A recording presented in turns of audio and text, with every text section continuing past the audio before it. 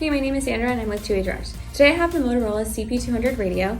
I also have two wire surveillance earpiece options for this radio. The first one is the regular 2-wire surveillance earpiece. So this has a normal cable on it. It has the quick disconnect feature for the top earpiece portion, and it has a separate wire for the push to talk button as well as the microphone. The second option I have is the braided fiber version. So this is actually a little more heavy duty. It has the braided fiber cabling throughout. It has the 2-wire all the way to the end. It has the push to talk on one side, just as the regular version, and the microphone. And on this side, it also has the in-ear portion, and it has the same quick disconnect feature. This would be more suitable for harsh environments or places where there's heavy use on the radio and heavy use on the earpiece.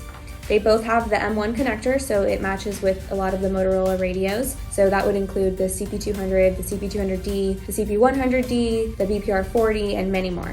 To check out these earpieces, visit our website at 2wadirect.com or give us a call at 888-742-5893. Thanks, guys! Don't forget to like and subscribe.